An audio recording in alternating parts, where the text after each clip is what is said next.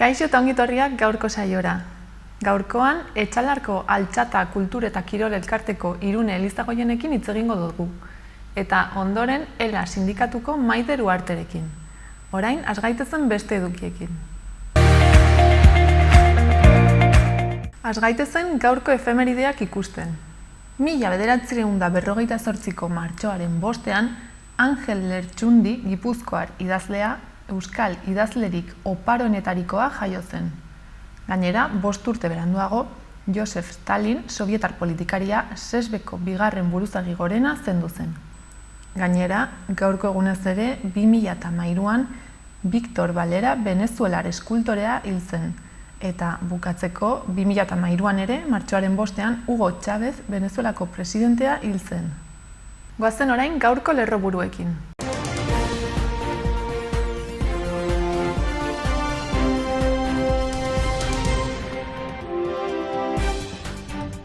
Hirurogeita hamar koronavirus kasu positibo berri zenbatu dira Nafarroan azken egunean, Murtxante eta Santu Zelaia auzoan atzeman dira 5 kasu. Baztan Bidasoako suteak kaltetutako zonaldeak bisitatu ditu Gomez kontseilariak alkatekin batera. Ostalaritza eta turismorako laguntzak martxoaren 15tik apirilaren 14 bitarte eskatzeko aukera izanen da. Iruñako udalak aho batez adierazpen bat onartu du ostegun honetako osoko bilkuran Mikel Zabaltzarekin duela 35 urte gertatutakoa argitzeko. 5 lagun atxilotu dituzte Pablo Haselen aldeko protestaren ondoren izandako istiluekin lotuta. Aplikazio berri batek Nafarroko edozein puntatan azken mendean izan den bilakaera airetik ikusteko aukera emanen du. Udal kirolgunek ariketa fisikoko erronkak proposatzen dituzte hilero eta sariak manatuko dituzte. Santu Zelaikoako Abosaren, Arantzadiren Mendillorriko trinketearen eta Piraguismoko udal eskolaren ekimen horren xedea da kirol jarduera sustatzea aztura osasungarri gisa. Kulturak 52 pieza eta dokumentu utzi dizkio Bilboko Arkeologia Museoari. Kondestablen ikusgai Le Piazze Visibili erakusketa 21 plaza italiar utziko konfinamentua garaian idazlen gogoetek lagunduta.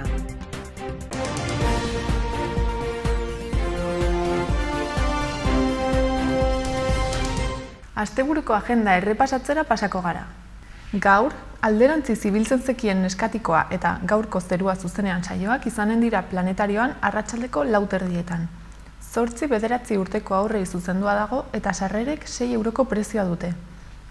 Gainera, gaur ere, Artikako Maria de Maeztu kulturetxean, ipuin kontalari saioa izanen da arratsaldeko 6etan euskaraz, Bentura Ruizen eskutik eta 4 urtetik gorako aurrentzat. Joan alizateko lehenagotik gonbidapena eskatu beharko da. Gaur ere, baina 6:30 eta Txantreako auzotegin, bertso saio feminista ospatuko dute saio Alkaiza, Sarai Robles eta Lazne Untxalo bertsolariekin. Gainera, gaur ere eta 6:30 Atarrabiako gaztelekuan Tapersex tailerra egingo dute. Bihar bestalde, Decoupest sormen lantegia eskainiko dute goizeko 11etan 6 eta 11 urte bitarteko aurrentzat Iturramako zibiboxean. Bihar ere, Noa familiendako antzerkia izanen da Santu Zelaiko zibiboxean. 2 saio eskainiko dituzte, bata goizeko 12etan eta arratsaldeko 6etan bestea. Larunbatean ere, baina arratsaldeko 7etan eta Sarrigurengo udalkarpan, futbolariak eta printzesak antzerkia eskainiko dute 8 eta 14 urte bitarteko izuzendua. Eta biharko egunarekin jarraituz, baina arratsaldeko 7etan eta Berriozargo auditorioan, gazteendako kontzertu feminista egongo da Afutaldea, Aron Romero eta Asier Gonzalezekin. Agendarekin bukatzeko, igandean, arratsaldeko 5etan, aurrentzako denboraren taupadak antzerkia eskainiko dute Mutilloako kulturetxean 3 euroko sarreraren truk. Gaurko komunikabideen azalak aztertzera goaz. Diario de Notiziasekin hasiko gara. Titularrak Nafarroako merkataritzak mailari aho batez garestia dela esan izana aurpegiratzen diola nabarmentzen du, eta alkateak barkamena eskatu duela. Argazkiaren bidez aldiz, osasun sailaren proposamena jakinarazten du. Aste santua baino 15 egun lehenago neurriak gogortzea. Horretaz gain, Nafarren 25%ek obesitatea duela aipatzen du egunkari honek, eta konfinamenduak larriagotu egin duela egoera hau. Gainera, foru gobernuaren turismo eta ostalaritzarako 18,5 milioiko laguntzak ere azpimarratzen ditu. Bestalde, Mutilloako eta Taxoareko eskutitzak beretzat gorde zituen postari bat kondenatuta izan dela jasotzen du azalak. Eta Nafarroan, martxoaren 8ko mobilizazioak baimendu direla ere aipatzen du. Gai aldatuz, Baztan Bidasoako basoa berreskuratzeko konpromisoa nabarmentzen du. Eta Iker Ganuzari, Akelarreko ekoizleari ere tarte bat eskaintzen zaio gaurko azal honetan. Azkenik, kiroletan, Mesik, sadarren partiduak jokatzen 12 urte daramatzala azpimarratzen du. Eta Osasunak esan duenez, Europar Batasuneko epaiak ez duela klubean eraginik ere nabarmentzen du. Diario de Navarra ikustera pasako gara. Titularra, teknikariek astesantuko etxeratze ordua 10etan ezartzea adostu dutela da. Argazkiaren bidez, Iruñean ospatzen den estoka erakusten du. Horretaz gain, dozenaka liberatu sindikalek txerto hartu dutela jakinarazten du. Baita 8 eta 16 urte bitarteko ikasleen erenak gehiegizko pisua edo obesitatea duela ere. Bestalde, oposizioak Iruñeko arratoiak kontrolatzeko ontzak eskatu dituela nabarmentzen du. Eta bukatzeko, Osasunak Messi nola geldi dezakeen aztertzen du azal honek. Gararekin jarraituko dugu. Titularra, Nafarroan Euskal Autonomia Erkidegoan baino 150 pertsona immunizatu gehiago dagoela da. Argazkian, zaintzak bermatzeko lan baldintza duinen aldeko greba ageri da. Horretaz gain, banandutako hezkuntzak Geroa Bai eta EAJ eta PSN eta PSE banatzen dituela aipatzen du. Gai aldatuz, Subijana, torturatzaileak kondenatzetik Euskal Autonomia Erkidegoko Auzitegi Nagusiko buru izatera pasadela jakinarazten du. Eta bukatzeko, futbolean Atletikek urteko 3. finalerako txartela lortu duela azpimarratzen du. Berria ikustera pasako gara. Albiste nagusia Atletik 3. finalera joanen dela da. Bestalde, Iñaki Subijana, Euskal Autonomia Erkidegoko Auzitegi Nagusiko burua izango dela jakinarazten du. Gainera, Gasteizen adierazpen askatasunaren aldeko kanpaina bat aurkeztu dutela ere jasotzen du azal honek. Gai aldatuz, Irlandako 3 talde paramilitar unionistak behin-behinean bake akordioa utzi dutela nabarmentzen du. Eta azkenik, zaintza eredu duin baten alde greban dela jasotzen du. Euskal Herria irratiaren orrialde nagusiarekin bukatuko dugu. Albiste nagusia, Pablo Haselen aldeko protestaren ondoren izandako istiluekin lotuta 5 lagun atxilotu dituztela da. Horretaz gain, martxoaren 8ari buruzko informazioa eskaintzen du auzo eta herrietan. Eta azkenik, emakumeek batez beste gizonek baino 7.000 euro gutxiago kobratzen dutela jakinarazten du komunikabide honek. Pasa gaitezen, asteburuko eguraldiaren iragarpenak ikustera. Gaur aldaketa dator. Ipar ukituko haizearekin hodeiak ugarituko dira eta tenperaturak behera egingo du. Goizak aurrera egina ahala, apurka-apurka, itsasoan dauden behe-hodeiak barnealderantz zabalduko dira eta eguerdirako giro motel xamarra izango dugu, bereziki ipar partean. Bertan gainera zirimiri apur bat egin dezake. Hegoaldean berriz behe-lainoa jaso ondoren giro argiagoa izango dugu, baina arratsaldean hodei trinkoagoak sartuko dira. Temperaturak dezente egingo du behera, batez ere Kantauri isurialdean. Beroenak 13-14 gradukoak izango dira, soilik Nafarroa hegoaldean gaindituko dugu muga hori. Iparraldeko haizea ibiliko da. Bihar, larunbatean, moteletik eta hotzetik dator eguna. Hodeiak denera zabalduko dira, baita hegoaldera ere. Gainera, egunaren lehen partean, hodei geruza trinkoagoa izango da eta euri zipriztinak bota ditzake ipar partean. Arratsalean berriz, euria egiteko probabilitatea txikiagoa izango da eta ostarte batzuk ireki daitezke. Temperaturak beherako bideari eutsiko dio eta maksimoak 9-11 gradukoak izango dira. Ipar ukituko haizea ibiliko da. Eta azkenik, igandean, eguraldiak ez dauka aldatzeko traza handirik. Hodeiak izango dira nagusi eta noizean behin eta hemenka zirimiri apur bat egin dezake Kantauri isurialdean. Hala ere, zerua ez da guztiz estalita egongo eta zenbait momentutan hodei geruza saretu eta urdinguneak zabalduko dira. Giroak hotzetik jarraituko du eta barnealdeko zenbait tokitan, goizaldean eta goizean goiz, izotza egin dezake. Ipar mendebaldeko haizea ibiliko da.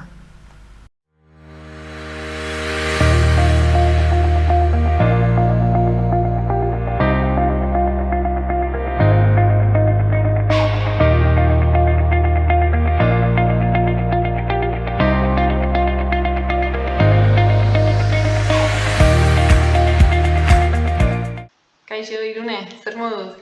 Bai, kaixo ongitatzuek.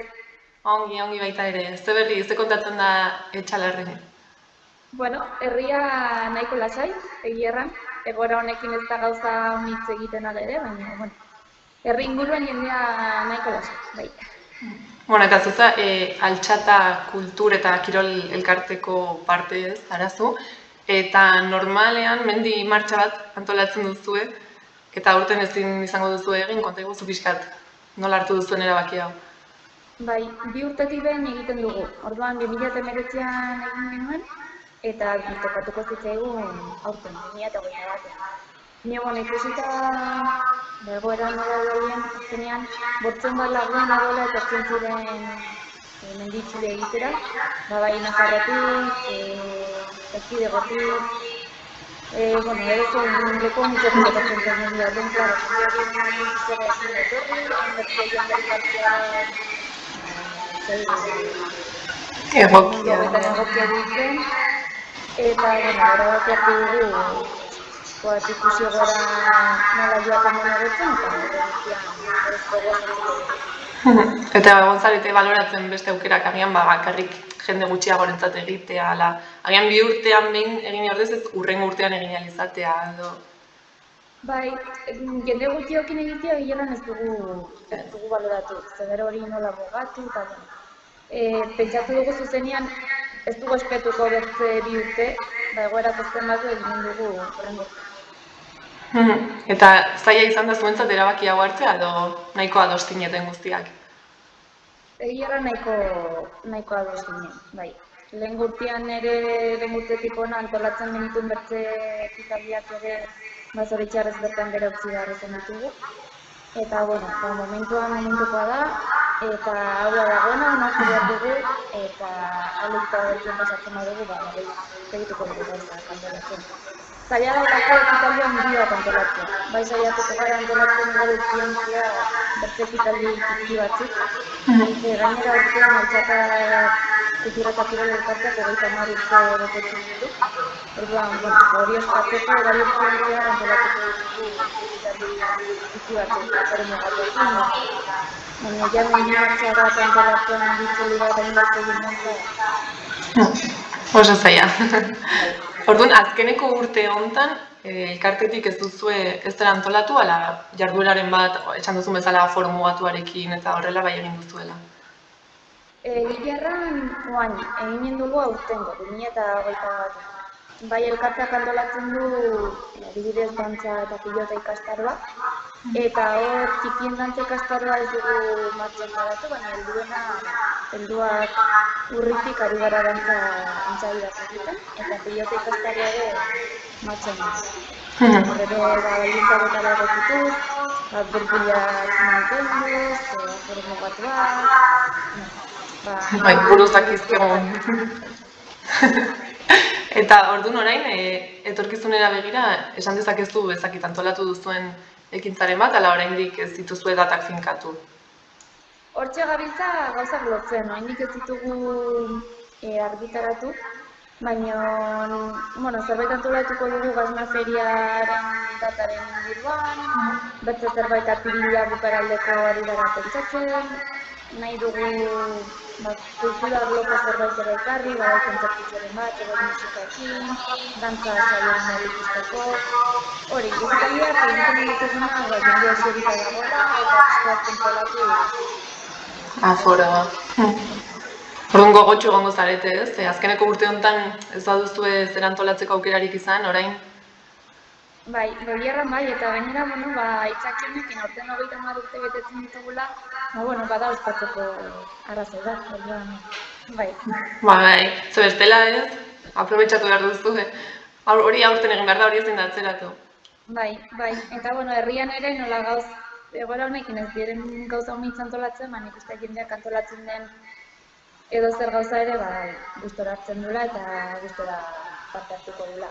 Eta zuek, elkartean nola antolatzen zarete pixkat? Eta nola joan aldatzen azken 30 urte hauetan? Momentuan juntan 4 gaude, 4 lagun. eta gero bazkindiak, ez dakit, ehun pasa, bai. Eta urtez punta ere aldatzen joaten da, baten bakateri, berriak sartu. Ez dakit azken 3 urtetan, lauak daude. Badaia ere, ez nahi duna esposa galekatuko dugula elkartean. Zuei komentatu? Hoize. Eta suposatzen dut zuen helburua dela ez, Etxalarren ekintza kultural eta kirol jarduerak antolatzea. Hoize da, bai. Hortan nahitu gara urtetan, bai. Baina ez, halako herri txikietan norbait ekartu behar du hori egiteko, zakit nola esan, hori nik antolatuko dut hau, ze bestela ez da ez ere egongo. Bai, hola da. Eta, Etxalarren antolatzen diren ekitaldi kultural haunitz, egierran altxatak antolatzen dutenak dire. Altxatan eskurago San Juan Sua antolatzea bidez, dantza eta piloteka ere altxatak egiten du, Gazna feria ere hor dago, mendizia ere bai, gero herrien arteko herria ikara egin genuen eta hori ere altxatak ere gain. Gaur eguneko liburuen finantzatzea ere erabiltzen du, eta azkenean ere Orduan, orain berriz ere gauzak antolatzen hasi zaretela, herritarrak oso pozik egongo dira, ez? Azkenean elkartu zaretela berriz eta... Espero dut, bai. Ez dakit, ja bukatzeko hori, zerbait aipatzea gustatuko litzaizukeen edo mezuren bat bidaltzea? Aipatu dudan abantziko bat lotuko ditugu burutan ditugun ekintza hauek, eta herritarrei helaraziko dizkiegu eta badenak animatzen dituela parte hartzera. Mila esker, Irune gurekin hitz egiteagatik. Eskerrik asko zuri ongi segi. Hurrengora arte, bai berdin. Aio.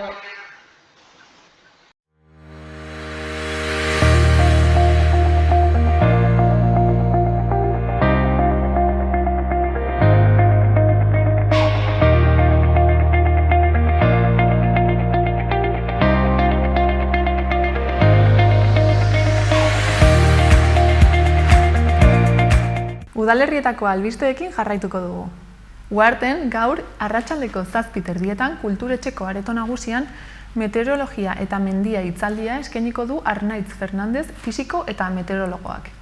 Mendian ohikoenak diren fenomeno meteorologikoen azalpen didaktikoa, mendikateek atmosferan duten eragina eta ezbeharren kasuan jarduteko protokoloa azalduko ditu. Gainera, eguraldiaren iragarpenak egiteko zertzelada batzuk eskainiko ditu, bai eguraldiaren mapak erabilita, bai zerua eta bere seinaleak behatuz.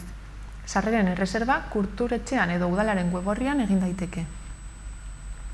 Larunbatean, bestalde goizeko 10:00, Kalbariotik abiatuta, Uharteko 2 gunetan grafiosiarekiko erresistenteak diren zumarrak landatuko dituzte.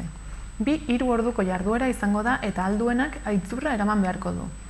Joan alizateko, lehenagotik ugazten izena eman beharko da. Horretaz gain, martxoaren 16 arte, Gaza Amal, Gazako emakume ausarten historiotxoak erakusketa bisitatzeko aukera izanen da kulturetxean. Susana Martinek, Palestinako errefuxiatuentzako Nazio Batuen agentziarentzat egin duen komikian oinarritutako erakusketa da. Gaza Amalen kontatutako istorioak erresistentziaren, bizitasunaren eta indarraren adibide dira. Bestalde, martxoaren 8 harira, martxoaren 7 igandean, goizeko 12:30 plazaldeko plazan erresilentzia feminista den Katanga taldearekin kontzertua izanen da.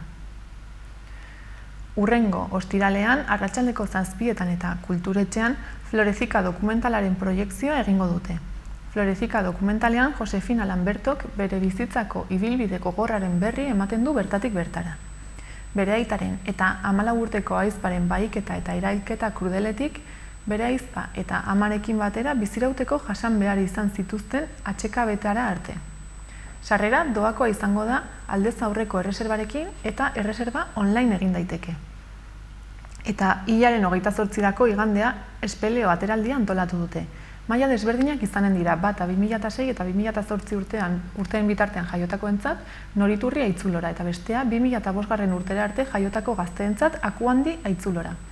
Uharteko 12 eta 30 urte bitartekoek 10 euro ordaindu beharko dituzte eta besteek 20, busa, jarduerak, ekipamenduaren alokairua, begiraleak eta asegurua ziurtatzeko. Izena emateko martxoaren 8tik 12 egin beharko da Ugazten. Atarrabiako udalak beste 23 toki entitaterekin elkarlanean mundu feminista planeta jasangarri baterako kanpaina sortu du martxoak 8 dela eta, emakumeen nazioarteko eguna. Zantzei buruzko kanpaina da, pertsonen zaintzaz eta planetaren zaintzaz ere, berdintasunik gabeko mundua ezin baita jasangarria izan. Pandemiak agerian utzi du zaintzak bizitzen eta jendartearen erdigunean egoteko beharra. Atarrabiak programazio propioa egin du, kultura eta berdintasun udal zerbitzuek diseinatu dituzte jarduerak eta Mandrake eta Zermik elkarteek ere.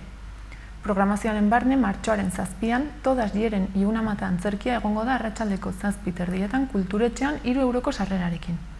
Hurrengo egunean, martxoaren 8an, manifestazioa egingo dute herriko kaleetan barna arratsaldeko 8etan hasita. Ondoren, martxoaren 11an, arratsaldeko 6:30 kulturetxean Foro Social de Mujeres y Niñas con Discapacidad bideo erreportaiaren emanaldia eta ondorengo solasaldia izanen dira. Eta hurrengo egunean, martxoaren 12an, penitentzia dokumentala eskainiko dute arratsaldeko 7etan. Gai aldatuz, Atarrabiako merkataritza dinamizatzeko kanpainaren azken hitzaldia egingo dute martxoaren 9an asteartean arratsaldeko 8etan Gaztelekun. Elkarteak batasunak indarra egiten du izenburua izanen du. Herriko merkatari eta establezimenduei zuzendutako hitzaldia izango da. Elkarteei buruzko informazioa emango da, haien funtzioari buruz eta une honetan ekonomia suspertzeko eta udalerri bateko merkataritza dinamizatzeko duten garrantzi handiari buruz. Edukiera mugatua denez, ezinbestekoa izango da online izena ematea.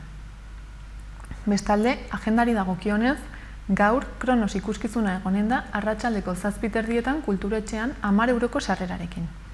Arrizko txalaparta da ardatz zineman inspiraturik dauden konposizio minimalistaz osaturiko proposamen musikal honetan. Horri esker, txalapartak bere soinu baliabide ugariak baino ugariagoak erakusten ditu. Gainera, martxoaren 10ean, Hilarion Eslaba Musika Eskolako udaberriko kontzertua eginen dute kulturetxean arratsaldeko 7:30. Sarrera gonbidapenarekin izanen da, eta gonbidapenak Hilarion Eslaba Musika Eskolan bertan jaso beharko dira.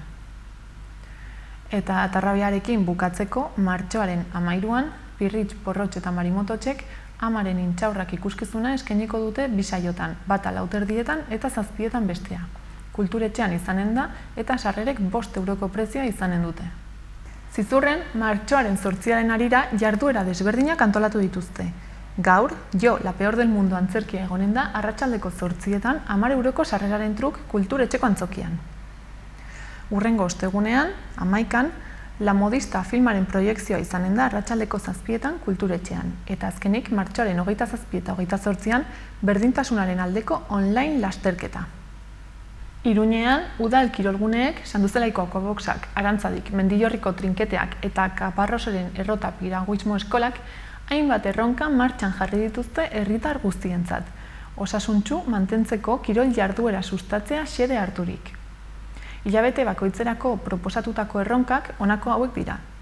Egunero, pauso kopuru jakin bat betetzea edo instalazioetara joatea entrenatzera.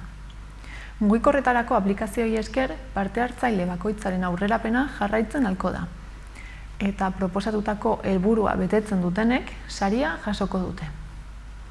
Ariketa fisiko kuantifikatu eta saritua estrategiaren xede da alde batetik, udalaren kirol jarduerekiko atxikimendu handiagoa lortzea, eta bestetik, ariketa fisikoa egiteko proposamenak eskaintzea udalaren kirol instalazioetan zein horietatik kanpo. Jarraipena egiteko mugikorretarako berariazko aplikazioen bidez. Sanduzelaiko Aquabox kirolgunearen kasu, Mutif aplikazioa erabiliko da, eta jarduera horretan erabiltzeko sedena kodea sartu beharko da. Bestalde, Arantzadi eta Mendillorriko udal zentroek Arsmen Sport Challenge aplikazioa erabiliko dute. Biak doan deskargatu daitezke iOS eta Androiden denda virtualetan. Wearable eta ordulari adimentsu batzuen bidez aplikazioarekin konektatuko da, erabiltzaileen jarduera neurtu ahal izateko. Gailu horien loturari esker, erronken aplikazioak sortutako datuak biltzen ditu, erabiltzaile bakoitzaren estatistikak kuantifikatu ahal izateko. Erabilera errazagoa izan dadin, kirol instalazioek kiosko digital bat gaituko dute, Eta bertan, aplikazioa duen gailu elektroniko bat egonen da egindako ariketa fisikoaren neurketa datuak sartu ahal izateko. Erabiltzaile bakoitzarentzat sortutako profilaren bidez. Martxoan, dagoeneko udalaren kirol instalazioek beren lehen erronkak proposatu dituzte. Udalaren Sanduzelaiko Aquabox kirolguneak zure eguneroko erronka martxan jarri du, eta egunero distantzia zehatza ibiltzean datza, parte hartzailearen adintartearen arabera. Helburuaren 80% gainditzen duten parte hartzaileek saria jasoko dute, zeina hilabete honetan kirolguneko motxila esklusiboa izanen baita. Bestalde, Arantzadeiko kirolguneak eta Mendillorriko trinketeak zure errutinariekin erronka proposatu dute martxorako. Helburua da instalazioetan 22 saio egitea hilabete honetan zehar. Saria, kasu honetan, gurpildun kirol poltsa bat izanen da. Erronkez eta sariez gain, erronka horien parte diren aplikazioen erabiltzaileek entrenamendu eta ariketa fisikoko programa sistema batez gozatzeko aukera izanen dute. Programatutako jarduera saioek berek erronkak lortzea bultzatzeko, eta era berean erronkek entrenamendua indartzeko. Kaparrosoren errotako piraguismoko udal eskolan abonatuek gainera uretan aparteko erronka izanen dute, zeina teknikari arduradun batek gainbegiratua eginen baita. Hilero eta urte osoan zehar, jardueraren eguneroko programazioa ezarriko da, eta sari batzuei lotuta egonen da, parte hartzaileen adina eta betetako helburuen portzentajearen arabera. Ekimen horri esker, osasun fisikoa eta psikologikoa eta ongizatea sustatzen dira, piraguismoa maiz praktikatzearekiko interesa pizteaz gain. Jarduera horrekin lotutako beste onuretako bat da bizi kalitateari eustea edo menpekotasunari aurre hartzea, eta aldi berean parte hartzaile bakoitzaren autoestima hobetzea. Eta bestalde, gai aldatuz, Kondestableren jauregian egonen da ikusgai martxoaren 26 arte Lepiatze Invisibili erakusketa, konfinamendu garaian 21 plaza italiar gutxik agertzen dituzten argazkiekin, beste hainbeste idazleren gogoetak lagunduta. Irudiak 19 argazkilari italiarrek hartu dituzte. Erakusketa ibiltaria Madrilgo Kultur Institutu Italiarrak sustatu du, Nafarroako Unibertsitateko Arkitektura Eskolarekin batera eta Italiaren Espainiako enbaxadaren laguntza jasota. Iruña izanen da erakusketa ibiltari honen lehenbiziko hiria eta abiapuntua. Gero beste hiri espainiar batzuetara joanen baita. Erakusketa Marko de Loguk sortu du, ezberdin diren bi osagai irudiak eta hitzak elkartuta. Konfinamenduan bizi izandako une historikoa atzematen duten multzoa osatzeko, noiz eta eskuarki oso jendetsuak izaten diren gune historiko hauek hutsik geratu baitzinen. Bidaia iradokitzailea proposatzen du plaza italiarren edertasunean barna, gogoetak eraginez historikoa izan den etendura unea eta historian zehar plaza kontzeptuaren inguruan garatu diren balio identitarioak abiapuntu hartuta. Iruñeko alkatearen hitzetan, erakusketan, hala argazkiek nola testuek gogoetara eta behaketara gonbidatzen dute. Besteak beste, honako plaza hauek ikus daitezke. Popolo edo Navona plaza, Erroman, San Marco Venezian, Piazza Santa Croce Florentzian eta Piazza del Duomo Milanen.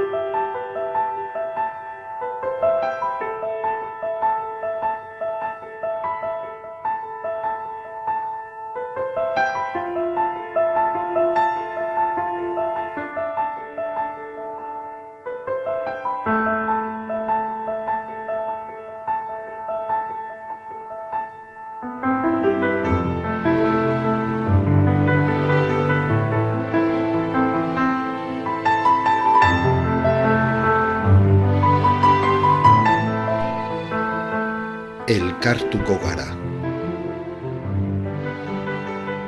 2021ko ekainak 19. Arizkon Rock.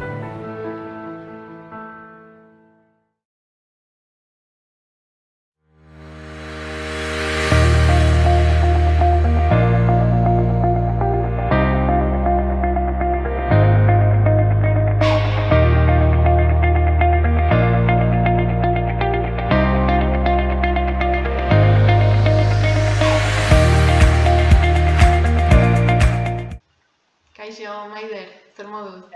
Kaixo egunon, Ongi? bai, oso ongi. Bueno, zu ELA sindikatuko ordezkaria zara, ez? Osasunaren inguruko gaietan edo osasun arloan. Bai, hori da. Eta konta iguzu pixka bat, ez? Zein den osasun bidearen egoera. Bueno, otsailaren 15ean osasunbideako elatik osasunbideako txostena aurkeztu genuen eta bertan argi utzi genuen Nafarroako osasun sistema publikoa sufritzen duen egoera larria gaur egun bai. Egoera bat pandemiarekin okerrera egin duena, baina eta honek agerian utzi dituena sistema dituen arazo estrukturalak. Egoera eskasi pandemiak eragindakoagatik, datuen arabera azken urteetan osasunean egindako inbertsioak behera dugu eta honek ondorio nabarmenak izan ditu baliabide material zein pertsonaletan. Egia da pandemiarekin hau agerian utzi duela egoera hau eta denak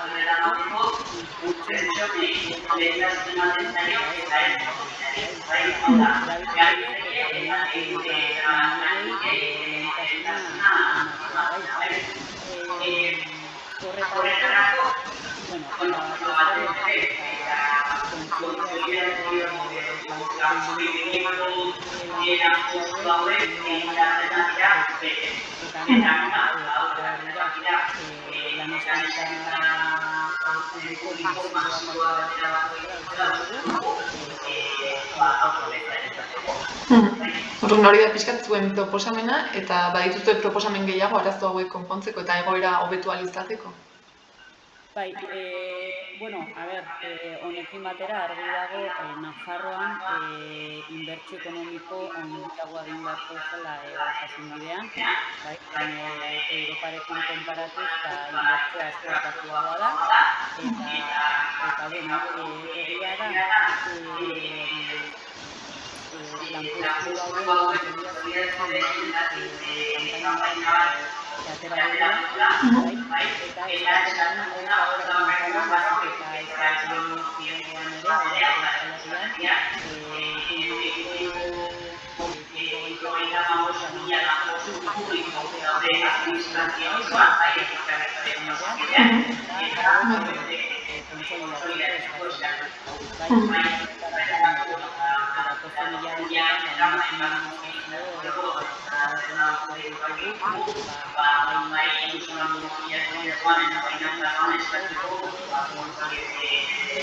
datozen hilabetean Orduan, pixkat eskaera hori nori egiten diozu eta noren esku dago ez egoera konpontzea?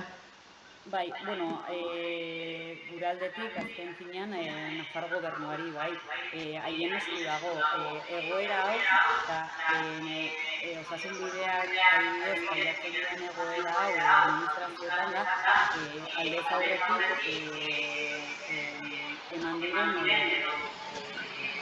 hartutako erabaki politikoengatik. Orduan, orain pasatzen gara, urteetan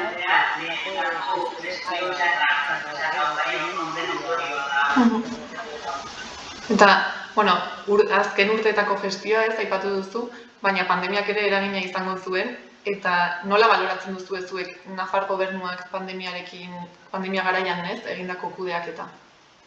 Bai.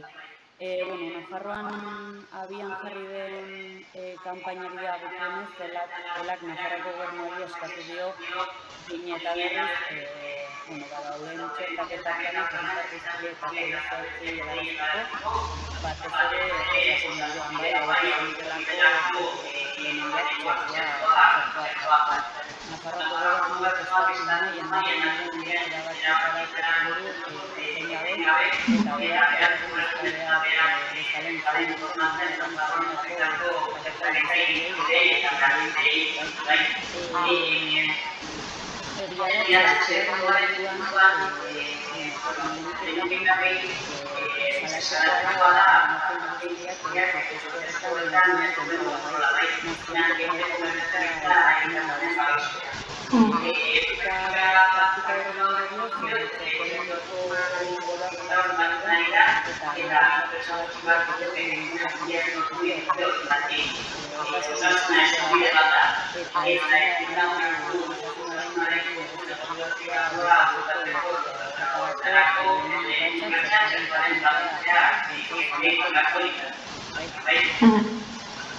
Pixkat zaila ez hori gertatzea, baina... Bai. Azken finean, aurrera pausoak eman behar dira, eta honi esan dudana, azken finean eskubide bat da, eta hori Orduan, aipatu duzu ez, pandemiaren eta egoeraren kudeaketan informazio falta edo salatzen duzuela, eta zuen ustez nola kudeatu beharko litzateke txertaketa masibo hau edo? Hombre, aurrekoaz gain, txertaketa prozesuari aurre egiteko ezinbestekoa da lehen mailakoa arreta indartzea, bai.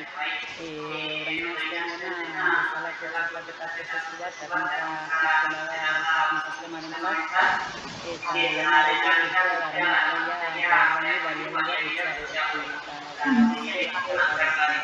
Horren horretik, ematen ari da, baina gero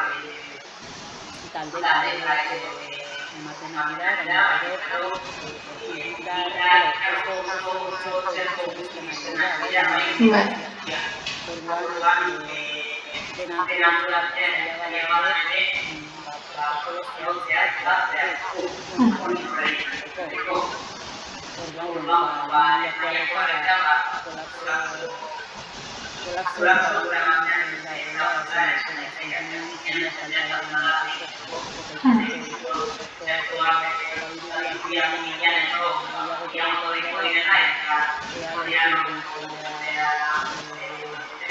langileak lortzea mundu guztia txertatu alizatzeko. Denean, hemendik apirilera ez dago hainbesteko epea, ez? Ez, nago, ez dakit zer gertatuko den ere, komunikabideetan egunero berri ezberdinak jasotzen ditugu honen inguruan. Bueno, eta aipatu duzu ez, zuek elatik kanpaina bat abiatu duzuela, osasun langileen behin-behinekotasunarekin nolabait ez, amaitzeko edo murrizteko, eta horretaz gain baduzu beste kanpainarik? Bai, hori da, lehen esandakoa, osasun bideakoa bakarrik ez da, administrazio osoko langileen inguruko edo lanpostuen inguruko kanpaina da, bai Euskal Autonomia Erkidegoan eta Nafarroan. Eskatzen dugun adin eta gauden lanpostu guztiak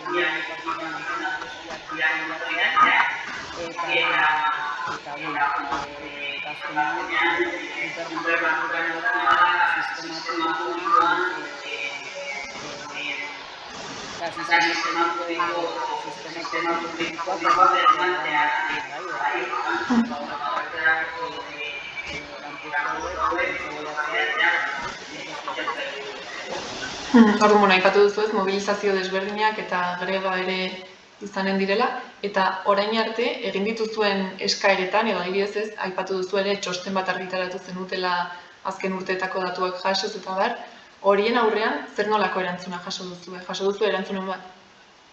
Txostenaren inguruan, hau azkenean gure datuak ateratzen ditugu, eta aldarrikapenekin adibidez pandemia garaian osasun bidean egoera eskolarria zientifika Nafarroan sindikatarak bat egin honi aurre egiteko eta erantzun batzuk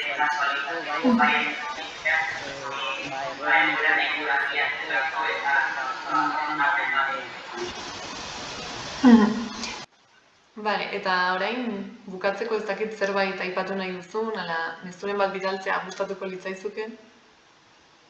Bueno, nik uste dut alik eta azkarren nahi duguna da pandemia egoera hau bukatzea, txerto eskubidea denoi iristea eta normaltasunari bueltatzea, eta horretarako argi dago administraziotik edo Nafar gobernutik baliabide material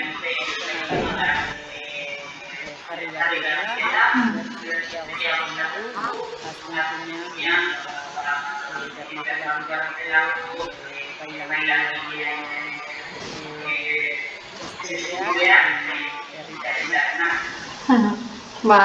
Mila esker, Maider gurekin hitz egiteagatik eta hemen berri emateagatik.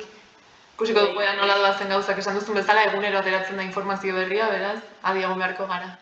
Hori da, mila esker da. Hurrengora arte. Maite, agur.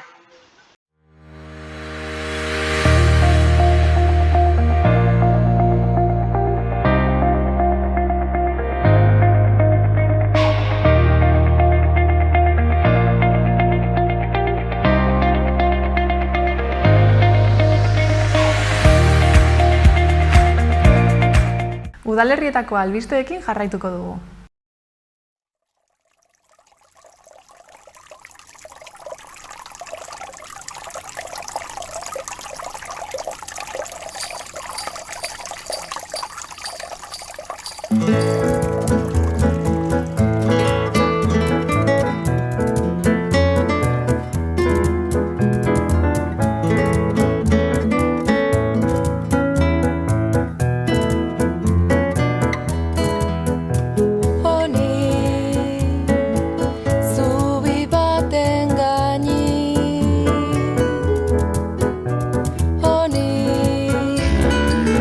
Antzintik banekin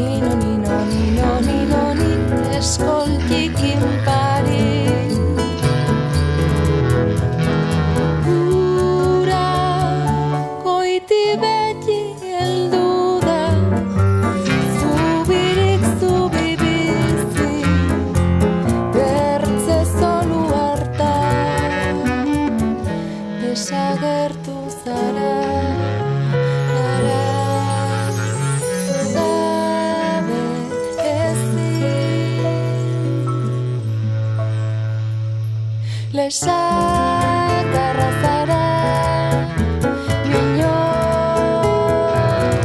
bizi zara nekin.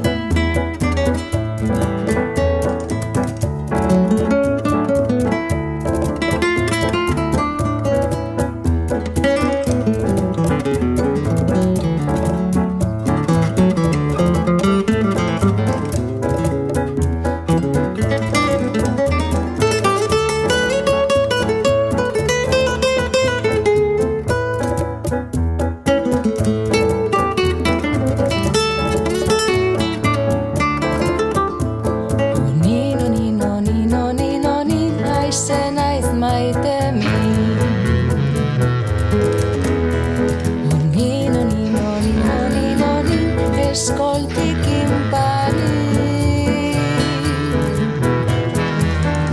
Ura goiti beti heldu da Zubirik zubi bizi Bertze zolu hartan Desagertu zara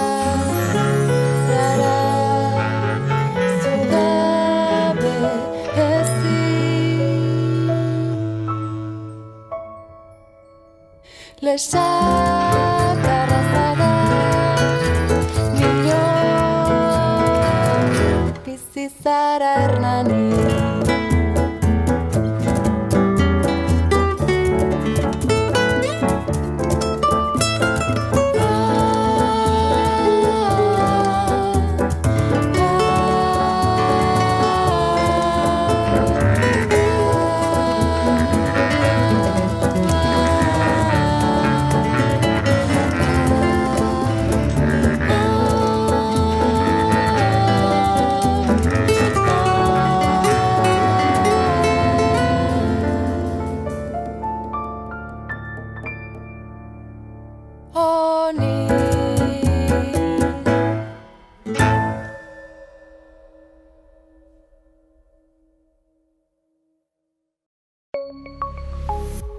Gobierno de Navarra. Nafarroako gobernua.